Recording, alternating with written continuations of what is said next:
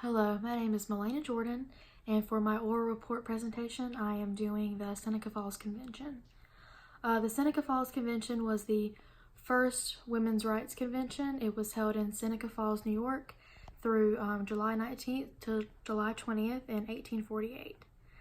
The Seneca Falls Convention was mainly about the right to vote, which is the suffrage movement. It's important to note that up until this point, only white men who owned land could vote, and then eventually after this movement that changed to white men who didn't own land, and then eventually black men, but still at this time women could not vote. Women of color or white women couldn't vote.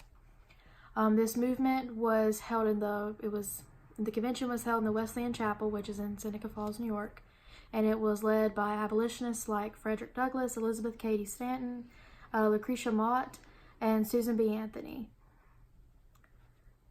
It's important to note that even though this convention was supposed to be very inclusive to all women, Frederick Douglass, an African-American man, was the only African-American representation at this convention at the time.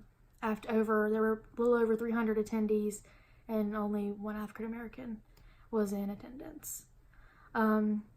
Eventually the right to vote was acquired by women in 1920, but especially at this time and time before, Jim Crow laws were very much present, and also voter intimidation, and this prevented a lot, if not almost all, black Americans from voting. The suffrage movement was important.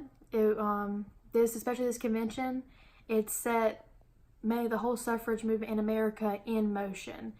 It sparked, outrage among women, and outrage in a good way among women, and probably in a bad way among a lot of men. It challenged the ideals that were circulating at this time and times before. Because of this movement, women wanted rights. They wanted more rights. They wanted to be able to have a voice and have a say in who led them in the country they're living in, the country they're paying taxes to, the country that their husbands will eventually go to war for. They want a voice and they want a say. And this convention was the first big step. Everybody's coming together and saying, this is what we want, and we're not afraid to fight for it. And a big part of that was Miss Stanton, she came up with the Declaration of Sentiments, which was modeled very, very closely after the Declaration of Independence.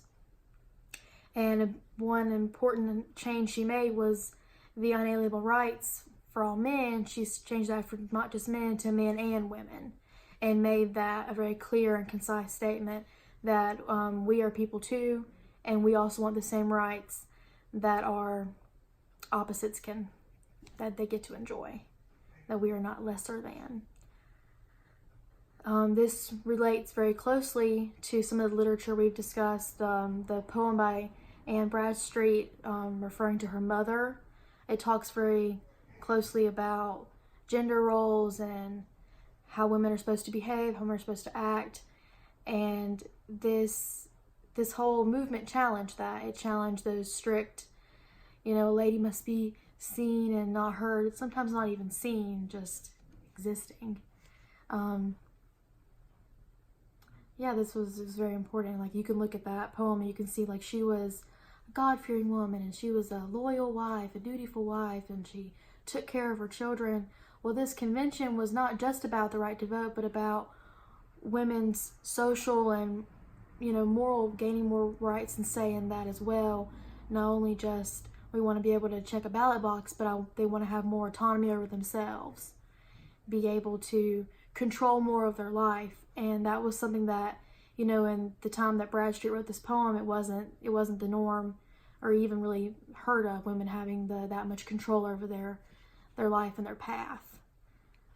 So this was a very important step and a very important moment in history, and it's nice to be able to look back at, the poem by Bradstreet, and even the memoir by Rowlandson, and just see how those roles have changed so much over the course of history.